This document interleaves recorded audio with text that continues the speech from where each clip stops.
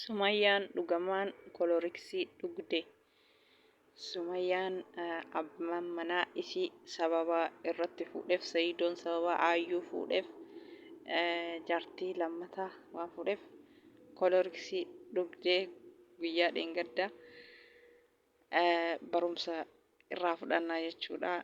Warroonni abbaan manaa isin irratti fuudhellee obsaan kan isin irratti fuudhin illee of dura maal akka taatan yookaan maal akka taanu hin beeynu jechuudha. Hunduma keenya iyyuu shamarranii namni tokko tokko dhugamaan ruhii ofii baasa, dhugamaan tarkaanfii ofirra fudhata.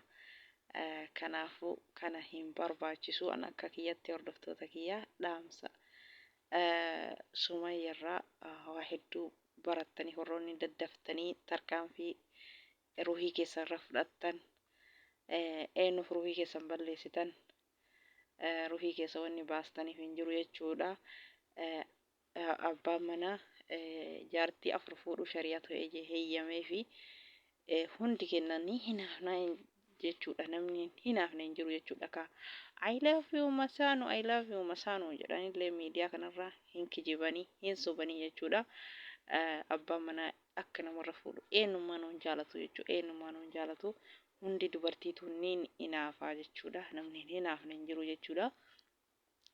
Ka heeyyamu sunillee ka fuudhu rakkoon qabu jedhu sunillee ammaraatii waan dhabeef dhiirri osoo waan feete gootee inarratti hin fuutetteen yoo bultii kan kee hiite malee carraa biraan qabdu jechuudha. Carraa isa ittiin dhoorgitu hin qabdu jechuudha. Yoo ofii fedhe fuudha, yoo ofii fedhe dhiisaa jechuudha.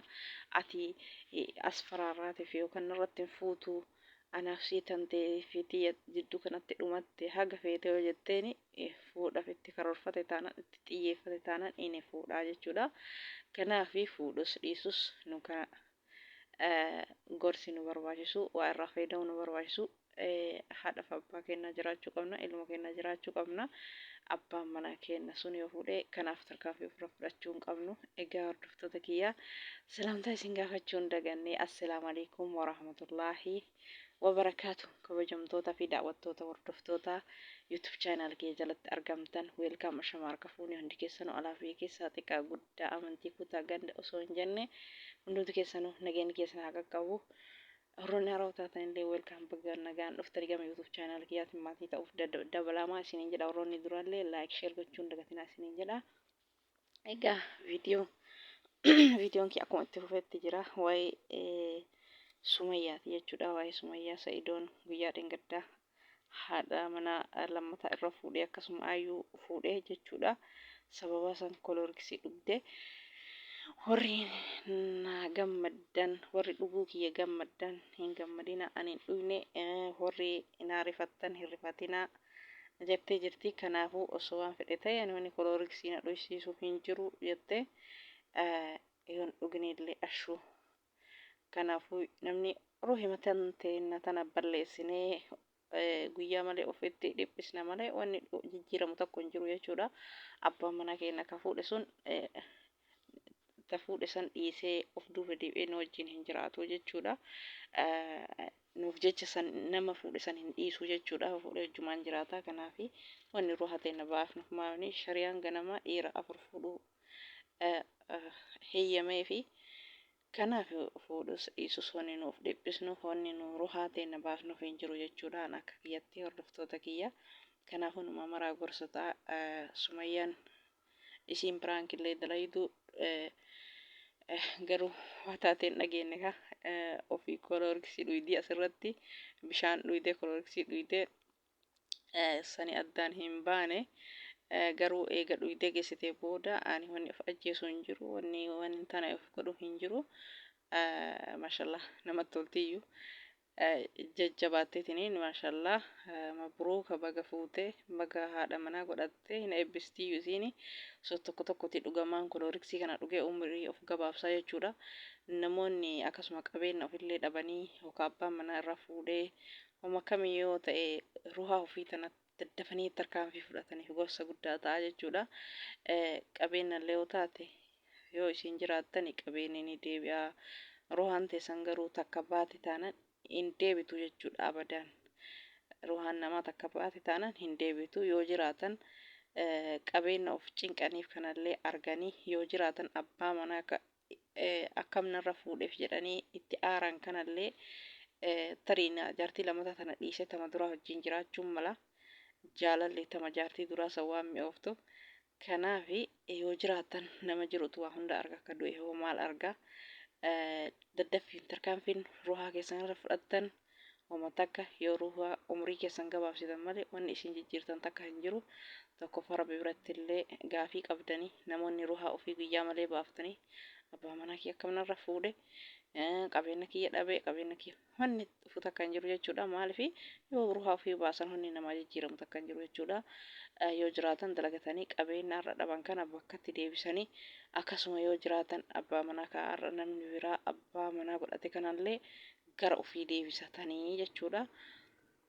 Akkasii rabbi isin haaraaf obboleeyyan kiyya ani kan isin dhaamu tarkaanfii yeroo keessan irratti fudhatina ijoolleen hedduu miidiyaa kanarra kan maallaqa namni ishii dhoorgate ka qabeenya biyyatti horri ishii dhoorgate akkasuma ka abbaa manaa irra fuudhe kolorksii dhuydii of fuutii of ajjeefti amma takka naannoo ji'a tokkuma ji'a lamaa dura Dubaayii kana keessatti abbaan manaa eeguma isii waa hunda xumurattee hin gala jettee itti bilbiltee qophaa'ee jettee isiin itti himnaan maasuuqaa galta hin galiin jennaan nama san achuma of ajjeeftee maaltu nama ajjeesisiisaa qalas hunduu qooda rabbiiti yoo rabbiin nama gaarii nama arti qabe qabeenya nama san sodaateetiin walitti nama qabe qabeenya nama san kaa'ee akka namni itti galee itti jiraatu nama godha yoo rabbiin hin fedhiin immoo qabeenya nama namni qisaasessee fixeetiin nama rakkata yoo namni sun du'e wanni jijjiiramu takka illee hin jiru yoo jiraate garuu dalagateetiin qabeenya san bakkatti deebisuu danda'a kanaafi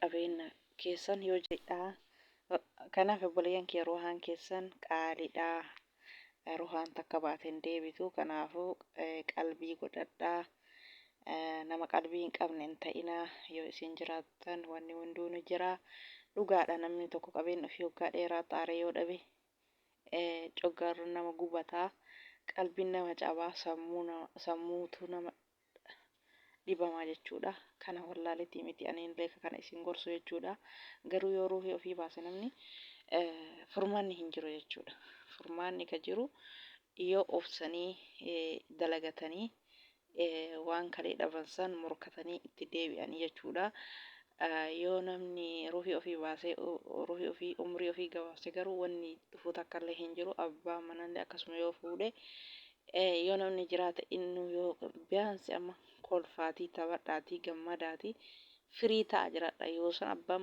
mana kaarra nama dhiisee nama biraa deeme kun namatti deebi'aa jechuudha viidiyoon kee kaarra kana fakkaataa assalaamu alaikum warahmatullaahi wabarakaatu waan na dhaggeeffattaniif galatoomaa hanga viidiyoo biraatti wal deebinutti baay baay ruuhiin keessan qaaliidha ruuhii keessan baasinaa yoo dalagattan homa kamittuu deebi'uu dandeettanii jaarsas argachuu dandeettanii yookaan kamarra isin dhiise kanattu isiniif deebi'aa qabeenyallee dalagattanii argachuu dandeettanii ruuhiin keessan qaaliidha qabeenya caala ruuhiin keessantu qaaliidha kanaafi anillee gorsa kana isinii dhaame gorsa itti fayyadamaa namoota baay'eetu ruuhii ofii galaafataa namoota baay'eetu umrii ofii gabaabsa of ajjeesuu keessa wanni argamu takka illee hin jiru yoo miidhaaf of dhabamsiisuu taate malee kanaafi assalaamu alaikum warahmatullahi wabarakatuh baay baay aga viidiyoo biraatti walitti jechanutti nagayaan naaf turaa hordoftoota kiyya